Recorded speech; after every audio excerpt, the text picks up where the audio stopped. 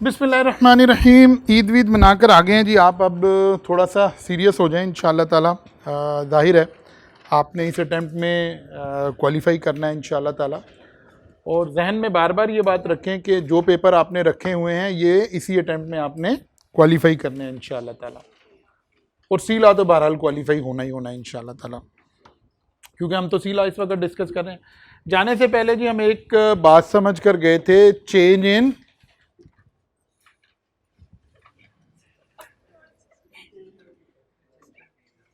है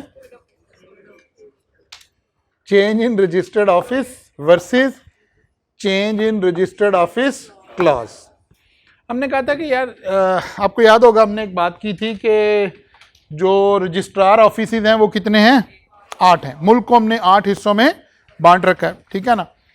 अब हमने रजिस्टर्ड ऑफिस कहाँ मेंशन करना होता है, प्रोविंस हमने मेंशन करना होता है मेमोरेंडम के अंदर, ठीक है ना, रजिस्टर्ड ऑफिस क्लास के अंदर।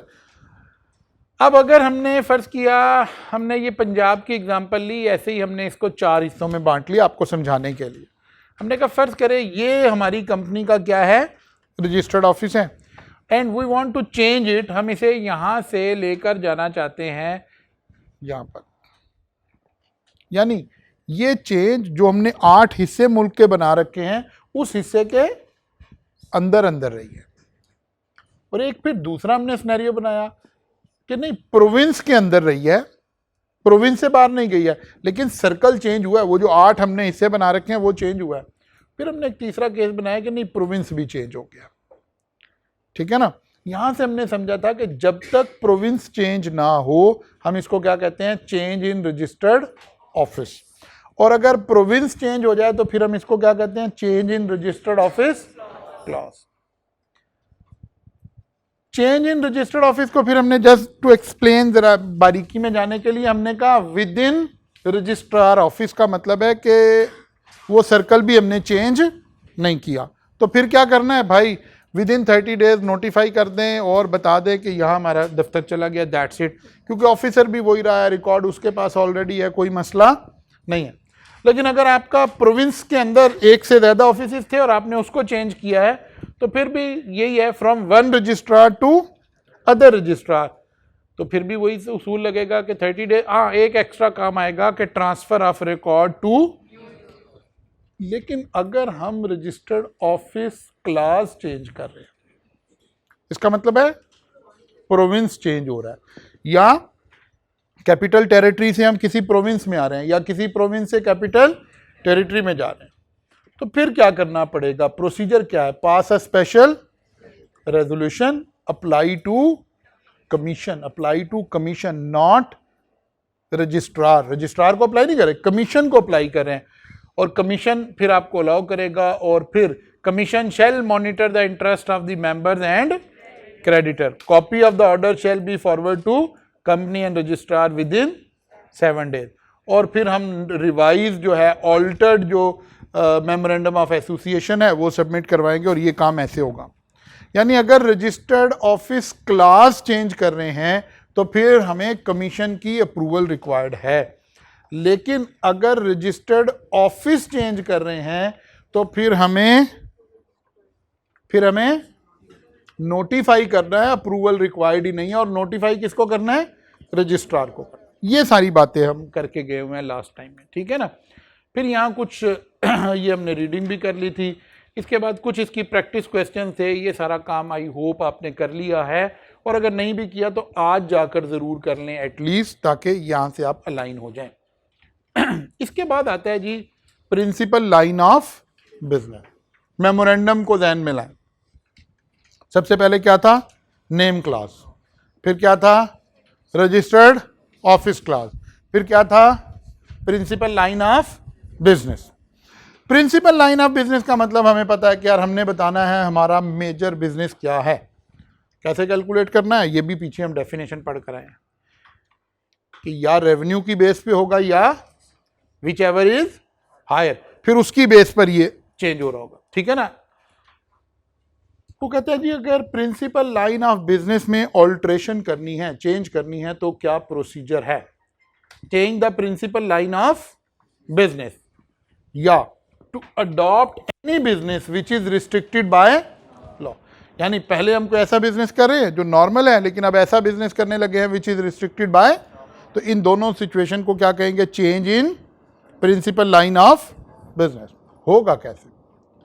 वो कहते हैं procedure for alteration, pass special resolution.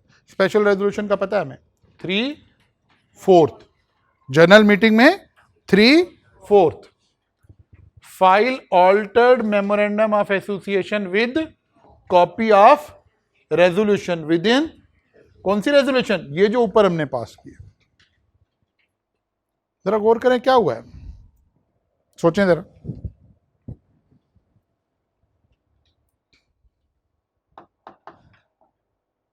क्या हुआ?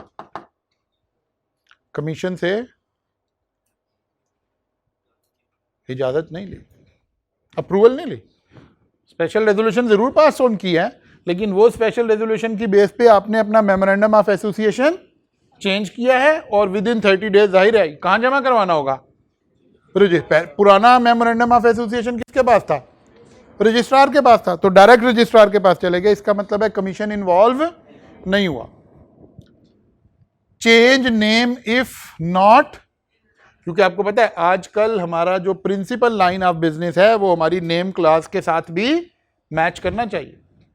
मसलन पहले आपने रखा हुआ था XYZ टेक्सटाइल मिल्स लिमिटेड, लेकिन अब आपका principal line of business textile की बजाय शुगर हो गया, तो फिर आपको वहां नेम क्लास में भी तो चेंज लानी पड़ेगी ना। Alteration in principal line of business does not require approval of commission. Commission की अप्रूवल की कोई जरूरत नहीं पड़ी, बल्कि हमने स्पेशल रेजोल्यूशन पास की है और डायरेक्ट कहां चले गए हैं? रजिस्ट्रार के पास। इसमें और चेंज इन रजिस्टर्ड ऑफिस में अभी भी फर्क है। रजिस्टर्ड ऑफिस में आपने रेजोल्यूशन कोई नहीं पास की थी, जस्ट नोटिफाई किया था, मेंबर से नहीं पूछा था, ठीक है ना। इसका मतलब है आपने बोर्ड ऑफ डायरेक्टर में तो जाहिर डिस्कस हुआ होगा ना कि हम दफ्तर चेंज कर लें, लेकिन कोई रेजोल्यूशन मेंबर से नहीं पूछा। लेकिन यहां मेंबर से जरूर पूछा है, लेकिन कमीशन से कोई अप्रूवल नहीं आई है। यही वो छोटे छोटे से फर्क हैं जो एग्जाम में हमें सिनेरियो में जाके फिर जिनकी बेस पर हमें आंसर्स तैयार करने होते हैं। अच्छा जी, अगर इसको रीड कर लें, अ कंपनी में by special resolution alter the provision of its memorandum to change in principal line of business. Alteration, approval from commission not required. An alteration so as to change its principal line of business shall not require confirmation by commission. Filing of amended memorandum. Where the alteration involves change in principal line of business, the company shall file amended memorandum of association with the registrar within 30 days, which shall be recorded. Change of name, अगर कोई वो जो भी हमने बात की कि अगर इस principal line of business change करने से नाम को भी अमेंड होने की जरूरत है, तो फिर ऑब्वियसली उसमें भी वो सेक्टर का नाम जो है वो इन्वॉल्व हो जाएगा। जैसे अभी हमने एग्जांपल ली, टेक्सटाइल से अगर आप शुगर में जा रहे हैं, या शुगर से अगर आप टेक्सटाइल में आ रहे हैं। Describe the provision in companies act 2017 relating to the principal line of business of a company. Straight question, ठीक है ना, कोई सिनेरियो नहीं है, कोई कुछ नहीं है, स्ट्रेट क्वेश्चन आ गया, तो आपने जाहिर है वही बातें लिखनी है जो भी हम रीड कर रहे हैं। अच्छा जी, दो बातें हमने चेंज इन में दो बातें पढ़ी थी अभी हमने। एक क्या था? Change in principal line of, और दूसरा क्या था? अडॉप्शन ऑफ क्या? Restricted business. दो बातें पढ़ी थी ना अभी हमने कि चेंज के अंदर दो बातें हो सकती हैं। To adopt any business which is restricted by law. तो अगर ये वाली चेंज आ रही है तो फिर क्या करना है? adoption of business activity subject to approval under any law, section 32, 33, 34, ये तीन sections इसको handle करें। A company may by special resolution alter the provision of its memorandum to adopt any business activity subject to license। अब कोई license required हो गया, तरीकाकार क्या होगा? Confirmation from SECP, यानी कमीशन इन्वॉल्व हो गया। The alteration shall not take affect until it is confirm by commission on petition. अच्छा, ये कमीशन में हम जाते कैसे हैं? आमतौर पे कमीशन में जब हम SECP जा रहे हो या कमीशन कह दें उसको, तो हम क्या करते हैं? हम एक पिटिशन दायर करते हैं, हम एक मुकदमा दायर करते हैं। उस मुकदमे का जो फैसला आता है ना, दैट इज कॉल्ड अप्रूवल। ठीक है ना? तो अब हम चाह रहे हैं कि हम एक ऐसा लाइन ऑफ बिजनेस अडॉप्ट करें जो कौन सा लाइन ऑफ बिजनेस है? रिस्ट्रिक्टेड। ठीक है, तो हमने क्या किया? हमने एक पिटिशन दायर की कि जनाब हमें ये काम करने की इजाजत दी जाए, और जाहिर है उसकी हमारे पास कुछ दलाइल होंगे, कोई बातें होंगी, उसका जो फैसला आएगा ये अप्रूवल कहलाएगी। ठीक है ना? कमीशन में हम जब भी जाते हैं नॉर्मली इसी तरह ही जाते हैं। Alteration shall not take affect until it is confirm by commission on petition. Commission may make an order confirming the alteration on such terms and condition as it thinks। अगर कमीशन चाहे तो उसके अंदर कोई कंडीशन लगा दे कि भाई पहले आप ये करें या ये करें, या ये काम तो करने की इजाजत दे रहे हैं लेकिन ये कंडीशंस आपके ऊपर लगी हुई हैं। Copy of the order to company and, कौन सा ऑर्डर? वो जो पिटिशन का ऑर्डर है, वो जो पिटिशन ने फैसला सुनाया, उसकी कॉपी, ये हर दफा कमीशन ऐसे ही काम करता है, उसकी कॉपी उसने फॉरवर्ड करनी है दो लोगों को। किसको? एक रजिस्ट्रार को और एक कंपनी को, विद इन 7 days। कंपनी के पास भी आ गया, रजिस्ट्रार के पास भी चली गई। ठीक है ना? With in 7 days of the an altered copy of the memorandum shall within 30 days from the date of order be filed by company with registrar who shall register the same and issue a certificate which shall be। वो कह रहा है कि भाई अब आपके पास 7 दिन के अंदर अंदर, पहले तो पिटिशन फाइल हुई, पिटिशन हो सकता है कुछ दिन चली हो, कुछ इसका फैसला आया हो, फिर इसका ऑर्डर आ गया, फैसला आ गया, वो फैसला हमने कम्युनिकेट कर दिया किसको? कंपनी को भी। अब कंपनी के पास अगेन 30 days हैं कि अपने मेमोरेंडम ऑफ एसोसिएशन को अमेंड करे, प्रिंट करे, क्योंकि पीछे हम पढ़े हैं कि इसका प्रिंटेड होना ज़रूरी है, इसका बाकी सारा कुछ होना ज़रूरी है, इसका रजिस्टर्ड होना ज़रूरी है। 30 days इसके पास है, 30 days के अंदर अंदर ये सारे काम करे और किसके पास ले जाए? रजिस्ट्रार के पास ले जाए, क्योंकि ये डॉक्यूमेंट जाना तो अल्टीमेटली किसके पास है? रजिस्ट्रार के पास ही है। ठीक होगी ना बात? और रजिस्ट्रार क्या करेगा? आपको दोबारा क्या इशू कर देगा? Certificate of incorporation. वो कहते हैं अगर कहीं ऐसा मसला पड़ जाए, हम 30 दिन में ये काम ना कर सकें, तो क्या ये जो सारा काम किया था एक्सपायर हो गया? वो कहते हैं नहीं, the commission may extend time for filing of memorandum with registrar. Commission के पास इख्तियार है, वो इस टाइम को क्या कर सकता है? एक्सटेंड भी कर सकता है। यही सारा कुछ यहां लिखा हुआ आपको नजर आएगा जी। अ कंपनी में by special resolution alter the provision of its memorandum to adopt any business activity और any change therein which is subject to license, registration, permission और approval under any law. Confirmation by from the alteration shall not take effect until it is confirmed by the commission on petition। Commission make में an order confirming the alteration, और वही उसके अंदर कोई अगर condition लगाना चाहता है कंडीशन लगा दे। फिर आ गया जनाब कॉपी ऑफ द ऑर्डर, वही 7 days वाली बात आ गई। Conclusive evidence of registration, an attested copy of the memorandum shall within 30 days आपने दी, और वो कंक्लूसिव एविडेंस आ गया। आप इसका मतलब है आपने सारी रिक्वायरमेंट क्या कर दी है? पूरी कर दी है। एक्सटेंशन, कमीशन में by order at any time on an application by company on sufficient cause show extended time for the filing of the memorandum with.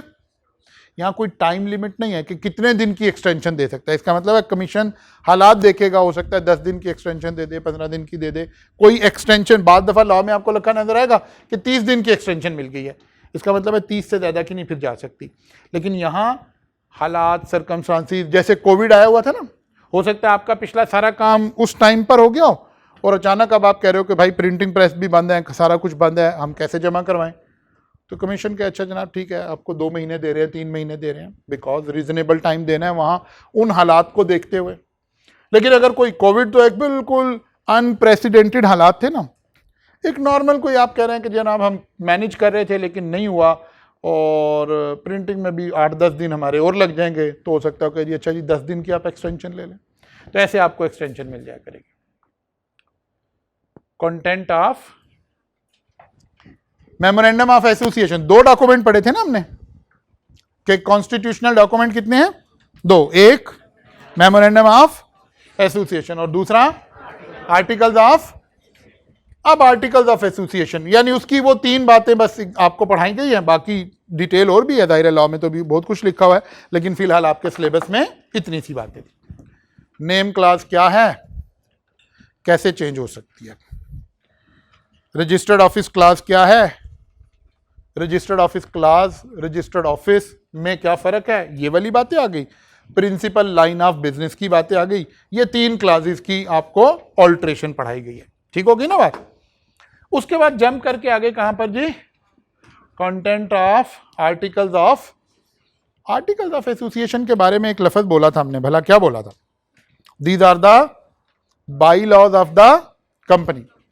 By laws का मतलब क्या होता है, day to day affair manage करने के लिए उसूल लिखे हुए होंगे, ये काम कैसे होगा, एक मीटिंग हो रही है कैसे होगी, डायरेक्टर का इलेक्शन होगा कैसे होगा, डायरेक्टर कौन बन सकता है कौन नहीं, यानी day to day affair of the company को रन करने के लिए जो मैटर्स चल रहे होंगे वो सारे कहां लिखे हुए होंगे। मसलन नंबर ऑफ डायरेक्टर्स, कितने डायरेक्टर हम कंपनी में रखेंगे, एक लिमिट तो लॉ ने लगा रखी है, मिनिमम इतने तो होने ही होने हैं, उससे ज्यादा अगर आप रखना चाहते हैं, क्योंकि लॉ ने तो मिनिमम की कंडीशन लगाई है, क्या कोई मैक्सिमम की कंडीशन आप लगा सकते हैं, बिल्कुल लगा सकते हैं, कहां लगा सकते हैं, आर्टिकल्स के अंदर लगा सकते हैं। Power and duties of director, director के पास क्या इख्तियार होगा क्या नहीं होगा, ये बातें आप लिख सकते हैं। Qualification and disqualification of director, कौन बंदा डायरेक्टर बन सकता है और कौन बंदा डायरेक्टर नहीं बन सकता है। Right of various classes of, हमने पढ़ा था कि शेयर की डिफरेंट क्लासेस हो सकती हैं, class A, class B, class C. Normally rights का मतलब होता है वोटिंग राइट्स। हम कहते हैं जी क्लास ए के जो लोग होंगे उन्हें एक शेयर के अगेंस्ट 1 वोट मिलेगा, लेकिन जो क्लास बी के लोग हैं इन्हें 1 शेयर के अगेंस्ट 2 वोट मिलेंगे। लेकिन ये बात कहां डिफाइन हो रही होगी, आर्टिकल्स के अंदर डिफाइन हो रही होगी। वोटिंग कैसे होगी, ये हम पूरा चैप्टर पढ़ेंगे, वोटिंग का प्रोसेस क्या है, शो ऑफ हैंड से होगी, बैलेट से होगी, किस तरह होगी, ये सारी बातें कहां लिखेंगे, आर्टिकल्स के अंदर लिखेंगे। ट्रांसफर ऑफ शेयर, एक बंदा शेयर बेच रहा है, मेरे नाम से निकलकर दूसरे बंदे के नाम पर शेयर जाने, इसका क्या प्रोसीजर है, एप्लीकेशन कैसे आएगी, कितने दिन में होगा, शेयर फिजिकल होंगे या डिजिटल होंगे, ये सारी बातें कहां लिखी होंगी, यहीं लिखी होंगी। प्रोसीडिंग ऑफ मीटिंग, कौन सी मीटिंग, एजीएम और ईजीएम, ठीक है ना। एक मीटिंग का नाम और हमने बोलना है, स्टैट्यूटरी मीटिंग, ठीक है ना, वो एक दफा ही होनी है जिंदगी में, इसलिए उसका नाम कम सुनने को मिलता है। जो फर्स्ट मीटिंग होगी कंपनी की उसका नाम क्या है, स्टैट्यूटरी मीटिंग। अकाउंट्स कैसे बनेंगे, कब बनेंगे, कब तक पेश करने हैं, ये सारी बातें आ रही होंगी। फिर अगर कंपनी नहीं चल रही तो इसको वाइंड अप करना है, तो वाइंडिंग अप की तरीकाकार क्या होगा, यानी bylaws of the company. Proxy का मतलब क्या, हाँ स्टूडेंट तो वो अटेंडेंस वाली प्रॉक्सी से ही वाकिफ है ना। प्रॉक्सी का मतलब है मैं कंपनी का मेंबर हूं, मैं शेयर होल्डर हूं, मैं मीटिंग में नहीं जा सकता किसी मसरूफियत की वजह से, तो क्या मैं अपनी जगह किसी को भेज सकता हूं। फिर ये बनाना पड़ेगा उसूल, कंपनी ने डिसाइड करना है कि अच्छा यार मैं अपनी जगह किसी को भी भेज सकता हूं या उसका मेंबर होना जरूरी है। तो ये सारी बातें कहां लिखी होंगी, आर्टिकल में लिखी होंगी। मतलब कुछ कंपनी डिसाइड करेगी कि हाँ यार आप किसी को भेज दें लेकिन उसका भी शेयर होल्डर होना जरूरी है। कुछ कंपनी ने लिखा होगा नहीं यार कोई जरूरी नहीं, जिसे मर्जी भेज दें आप अपनी जगह पे, जिसको आप अथॉरिटी दे देंगे वो आ जाएगा आपकी बिहाफ पर आकर वो अटेंड कर लेगा। प्रॉक्सी का मतलब ये सारे उसूल हमें बनाने पड़ेंगे, because all these are bylaws of the company. We have to decide कि हम अपना बिजनेस कैसे रन करेंगे, अपनी कंपनी को कैसे रन करेंगे। अच्छा अब किया हुआ क्या हमने, लेकिन वो पहले लेक्चर में हमने बात पढ़ी थी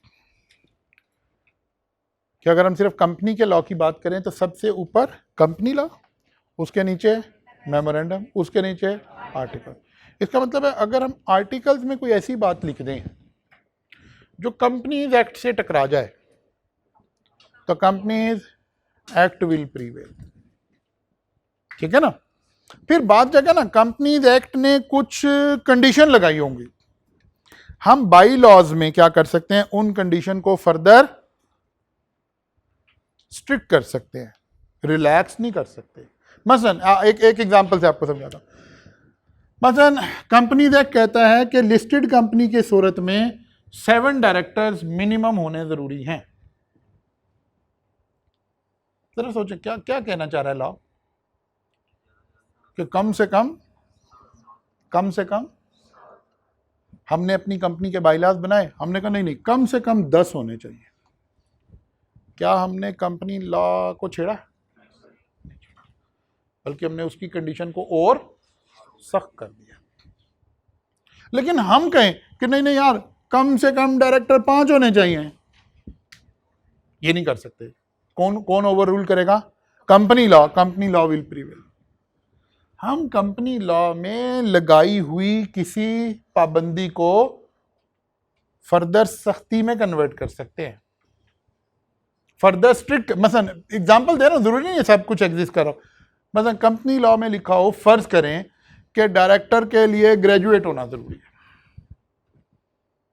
हम कहें नहीं यार हमारी कंपनी में तो मास्टर होना जरूरी है, तो ये कॉन्ट्राडिक्ट नहीं किया, ये तो हमने फर्दर स्ट्रिक्ट किया। हम रिलैक्स नहीं कर सकते थ्रू आर्टिकल्स, हम कोई रिलैक्सेशन क्रिएट नहीं कर सकते। अगर करेंगे तो ये वाली बात लिखी हुई है, companies act override articles of. अच्छा जनाब, जैसे वही मिनिमम डायरेक्टर की बात आ रही, एसएमसी में 1 डायरेक्टर, अदर देन एसएमसी यानी प्राइवेट लिमिटेड में 2, पब्लिक में 3, लिस्टेड में 7। अब एक बंदा एसएमसी में है, अदर देन एसएमसी में, वो कहते नहीं यार 5 डायरेक्टर होने चाहिए कम से कम। ये बात ठीक है, लेकिन ये कहे कि 5 होने चाहिए, ये बात ठीक नहीं है, क्योंकि ये बात क्या हो रही है, रिलैक्स। फर्ज किया कंपनी लॉ कहीं कह दे कि यार ये काम अगर करना है ना तो कम से कम 21 डेज बिफोर नोटिस देना है। हम कहते नहीं कम से कम 30 डेज बिफोर नोटिस देना है, कोई इशू नहीं है। लेकिन हम कहें नहीं जी 15 डेज बिफोर नोटिस देना है, इशू क्रिएट हो गया, हमने रिलैक्स कर दिया। बात समझ आ गई ना? अच्छा जी, articles who is required to, जैसे मेमोरेंडम ऑफ एसोसिएशन का रजिस्टर्ड होना जरूरी है, प्रिंटेड होना, रजिस्टर्ड होना, इसी तरह आर्टिकल्स ऑफ एसोसिएशन भी हैं। लेकिन आर्टिकल्स ऑफ एसोसिएशन में एक काम किया हुआ है लॉ ने, क्या किया हुआ है, एक स्टैंडर्ड आर्टिकल्स ऑफ एसोसिएशन बना के रखे हुए हैं, उसे हम कहते हैं टेबल ए। क्योंकि नॉर्मली 99.99% कंपनी एक ही तरह चलेंगी ना। हर आदमी के पास इतना नॉलेज नहीं है कंपनी का कि वो जब अभी बिजनेस करने चला है तो कंपनी के रूल्स एंड रेगुलेशंस इसको छेड़ सके। मैं कह रहा आप ना छेड़ो, हमने बना के रखे हुए हैं, आप हमारे ऊपर एतमाद करो, हमारे ऊपर ईमान लाओ, जो हमने बनाए हैं वो ठीक है। आप क्या कर लो, सिर्फ उसे अडॉप्ट कर लो, ठीक है ना, आप उसे अडॉप्ट कर लो। लेकिन अगर आपको लगे कि नहीं यार हम भी पढ़े लिखे लोग हैं, हम कुछ चेंजेस लाना चाहते हैं, तो कोई बात नहीं, उसमें चेंज लें, वहां से डाउनलोड कर लें उसको, या एज इट इज अडॉप्ट कर लें, या उसमें कुछ चेंजेस ले आए, या बिल्कुल यकसर चेंज कर दें। अब ये तीनों वेरिएबल्स हमें यहां नजर आएंगे। Who is required to, company limited by guarantee, और इन्होंने लाजमी अपने आर्टिकल्स जमा करवाने हैं, खुद बनाने, क्योंकि कंपनी होती कम है। कंपनी लिमिटेड बाय शेयर में रजिस्टर, और वो कहते हैं अगर इन्हें शौक चढ़ा ना तो अपने खुद बना लें और वो रजिस्टर करवा लें, वरना बने बनाए रेडीमेड टेबल ए में अवेलेबल हैं, उनको अडॉप्ट कर लें या उसमें कुछ अमेंडमेंट लें। ये भी आगे चल के हम बात भी कर रहे हैं। Number 2, what is procedure for alteration. वही स्पेशल रेजोल्यूशन के जरिए से। स्पेशल रेजोल्यूशन का मतलब क्या है, 3/4 मेजॉरिटी। और लेकिन 2 रेजोल्यूशन सम टाइम अगर कोई अफेक्टेड क्लास आ रही हो, पीछे भी जिक्र आया था, तो फिर अफेक्टेड क्लास का भी 3/4 से लेने की जरूरत है अप्रूवल, अगर अफेक्टेड क्लास है तो। अफेक्टेड क्लास का क्या मतलब हो गया, ऐसे समझ लें, मतलब हमारे पास शेयर 2 कैटेगरी के हैं, class A, class B. Class A के एक शेयर को 1 वोट मिलता था, इसको 2 वोट मिलते थे। अब हमने सोचा कि नहीं यार, बड़ा टाइम गुजर गया, अब इनको भी 1 ही वोट मिलेगा, 1 शेयर के अगेंस्ट। वो कहते हैं ये वाली बात अप्रूव नहीं हो सकती जब तक अफेक्टेड क्लास की मेजॉरिटी भी इसको 3/4 से अप्रूवल दे, क्योंकि ये तो दे ही देंगे ना, इनका तो कुछ नहीं जा रहा। बात समझ आ रही है? अफेक्टेड क्लास भी 3/4 मेजॉरिटी से पास करे। अच्छा जनाब, खैर आगे चल के इसकी तफसील आएगी, अभी तो जरा हिंट हो रहे हैं। और फिर file altered articles of association with in. File का मतलब है पहले अप्रूवल लेने की कोई जरूरत नहीं है, रजिस्ट्रार को हमने जमा कराने।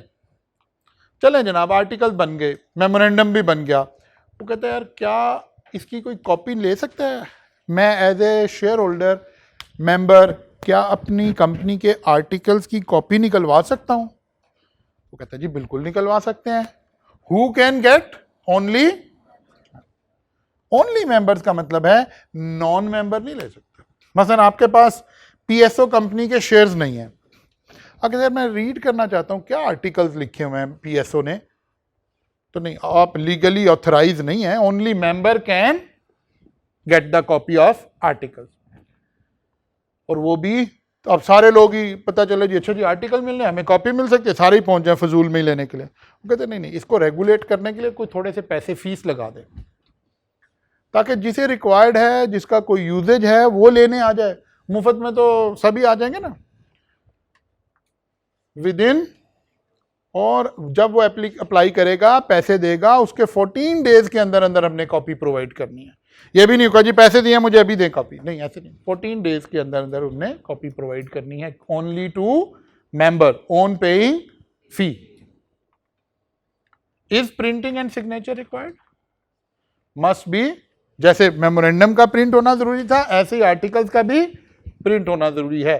Must be signed by subscriber और मेंबर एज द केस में भी। आमतौर पर सब्सक्राइबर ही होंगे ना, हाँ बाद में अमेंड करेंगे तो फिर मेंबर्स भी आ जाएंगे। तो ये 4 बातें यहां हमने सीखनी है इस एरिया के अंदर।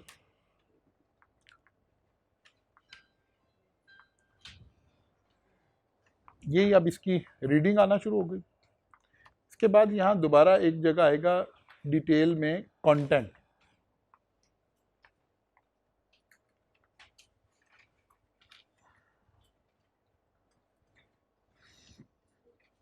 अच्छा जी, number of in case of an unlimited company or company limited by guarantee, if the company has no share capital, the article shall state the number of member within which the company proposes to be registered.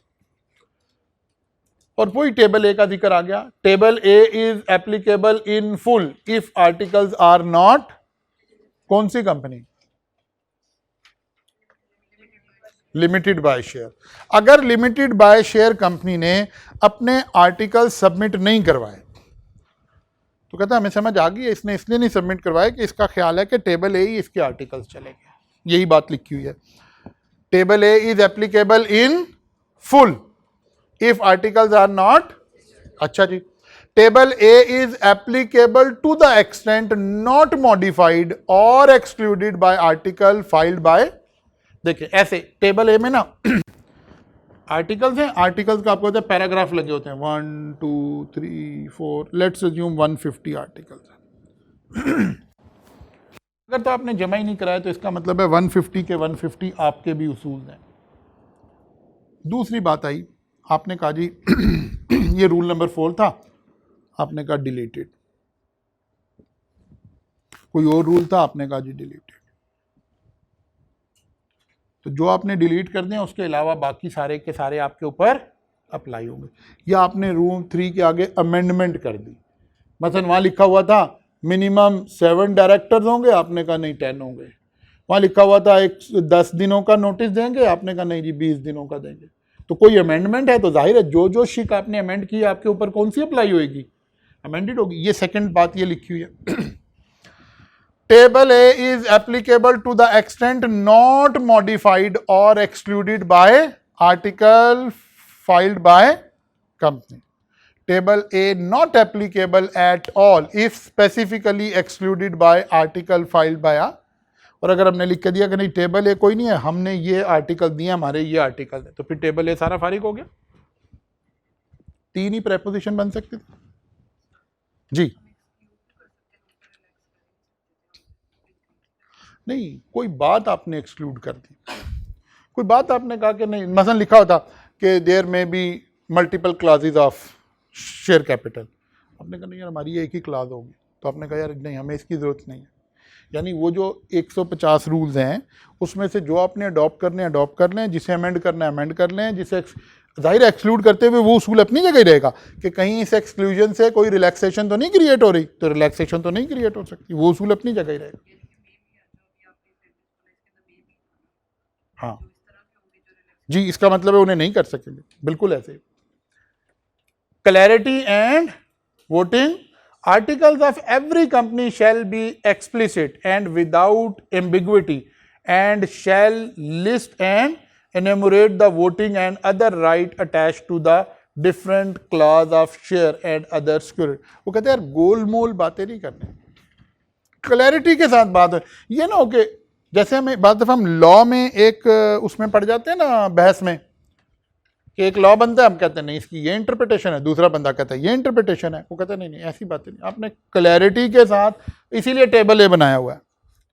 आप कहें जी मैं मुझे कैसे पता चलेगा बात clarity से हुई है कि नहीं, कहता है यार फिर तुम्हें बताया ना कि चुप करके टेबल ए अडॉप्ट कर लो या किसी बंदे को हायर कर लो जो आपको विद क्लैरिटी बता दे, क्योंकि एम्बिग्विटी इसके अंदर नहीं होनी, कल को सारे कंपनी के मैटर्स इसके अगेंस्ट चलने हैं। If a company contravenes the provision of articles of association, the company and every officer of the company shall be liable to a penalty। अच्छा जनाब, टेबल ए में जो आर्टिकल्स बने हुए हैं उसमें मोटी मोटी बातें क्या लिखी हुई हैं? अब जाहिर है वो उसी तरह की बातें लिखी हैं। सबसे पहले तो बिजनेस लिखा हुआ है जनाब कि कंपनी का बिजनेस क्या होगा, फिर शेयर्स के कितने होंगे, एक शेयर की डिनोमिनेशन क्या होगी, 10 रुपए का एक शेयर होगा, ट्रांसफर एंड ट्रांसमिशन, शेयर एक बंदे ने बेच दिए तो ट्रांसफर कैसे होंगे, या अगर किसी की डेथ हो गई तो ट्रांसमिशन कैसे होगी, ठीक है ना, transfer and transmission. Form of transfer of share, जब शेयर ट्रांसफर करने हैं तो एक एप्लीकेशन फॉर्म होता है, तो वो अभी यहीं डिफाइन कर लेंगे, लोगों को नहीं मुश्किल में डालेंगे कि आप एप्लीकेशन लिख के लाओ, उसे बेचारे को पता क्या पता है, उसे फॉर्म देंगे ये फॉर्म फिल कर दो, तो वो फॉर्म भी यहीं डिफाइन हो जाएगा। Bank account detail of transferee for payment of cash dividend, क्योंकि जो लिस्टेड कंपनीज हैं ये सारा जो इन्होंने आपको डिविडेंड्स वगैरह देने होते हैं ये आपके बैंक में आते हैं, तो फिर उसकी डिटेल्स भी यहीं लेंगे, ठीक है ना, उसकी सारी डिटेल्स अभी मेंबर्स की ले लेंगे ताकि डिविडेंड इलेक्ट्रॉनिकली ट्रांसफर हो जाए करे। Transmission of share, alteration of capital, अगर कैपिटल हमने बढ़ाना है कम करना है तो उसका क्या तरीकाकार होगा, जर्नल मीटिंग्स कैसे कंडक्ट होगी, कितने दिन का नोटिस आएगा, क्या होगा, और यकीनन यहाँ करते हुए हमें ये देखना पड़ेगा कि कंपनीज एक्ट क्या कह रहा है, क्योंकि जहां भी कोई बात कंपनीज एक्ट कह रहा है फिर हमें आर्टिकल उसके मुताबिक बनाने पड़ेंगे, उस वाली एग्जांपल के मुताबिक चलना पड़ेगा। Notice and proceeding of general meeting, वही नोटिस नॉर्मली लॉ ने बताया हुआ है कि ये इवेंट हो तो 21 दिन का नोटिस देना है, ये इवेंट हो तो 21 दिन से कम भी दिया जा सकता है। अब आप इसको सामने रखते हुए आर्टिकल्स में लिखेंगे, या तो एज इट इज अडॉप्ट कर लें, या हो सकता है आप कहें कि नहीं 21 की बजाय भी यार नहीं हमने 30 दिन का नोटिस दे, तो ओके फाइन।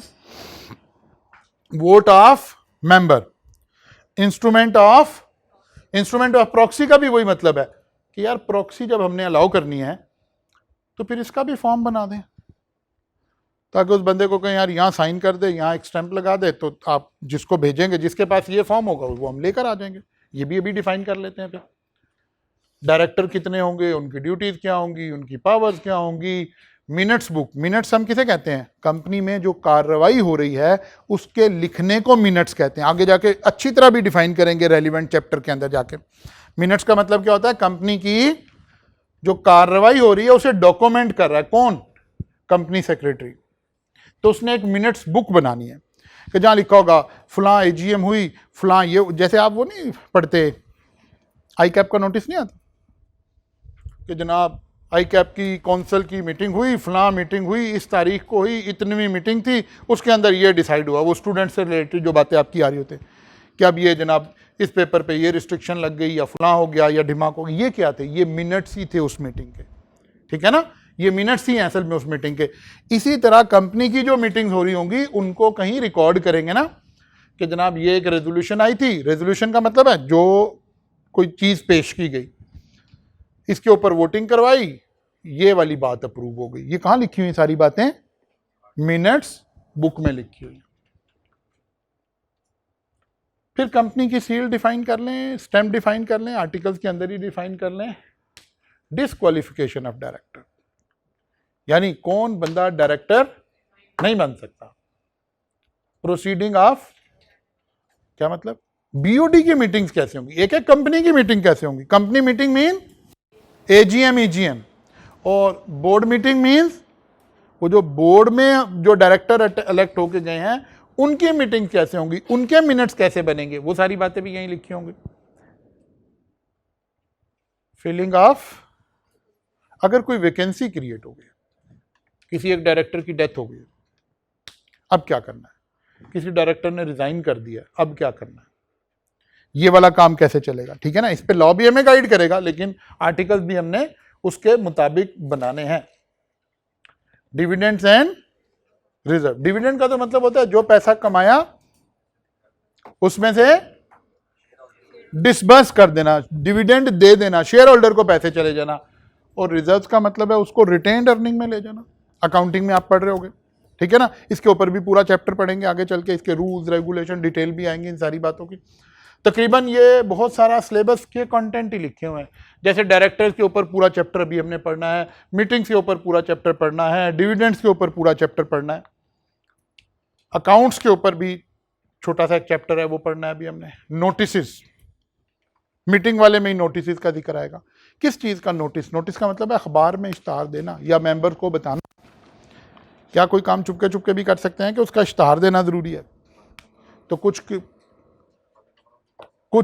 काम बंद कमरों में हो सकते हैं जो बीओडी के इख्तियार में होंगे, कुछ काम बंद कमरों में नहीं हो सकते जो एजीएम या ईजीएम में होंगे। और एजीएम और ईजीएम के नोटिस भी अखबारों में भी छप रहे होंगे लिस्टेड कंपनीज के कि फलां तारीख को हमने मीटिंग रखी है, फलां जगह मीटिंग रखी है, ठीक है ना? Winding up. और अगर कंपनी बंद करनी है तो प्रोसीजर क्या होगा, कैसे होगा, ये सारी बातें, ये जितने पॉइंट लिखे हुए हैं ये बिजनेस को रन करने के पॉइंट हैं। इसीलिए इसके लिए हमने कहा था कि these are bylaws of the company. और मेमोरेंडम ऑफ एसोसिएशन के बारे में क्या कहा था? That is the constitution of the company, ठीक है ना? और these are the bylaws of the company. Bylaws का मतलब है ये काम कैसे होंगे, कैसे लेकर चलेंगे, किस तरह ये सारे काम होंगे। इंडेमनीफाई करना कभी बीला में पढ़ा था। क्या कोई काम गलत हो गया तो बाकी लोग उसको इंडेमनीफाई कर सकते हैं, नहीं कर सकते हैं, करना है तो क्या रूल्स हैं, क्या रेगुलेशन हैं, वो वाली बात। फिर वही छोटी छोटी बातें सेल्फ एक्सप्लेनेटरी हैं कि भाई आर्टिकल्स का भी प्रिंटेड होना ज़रूरी था, इनका साइन होना भी ज़रूरी है, वही छोटी छोटी सी बातें लिखी हुई नजर आएंगी। यहाँ से आगे कल चलेंगे इंशाअल्लाह ताला। ठीक होगी बात जी?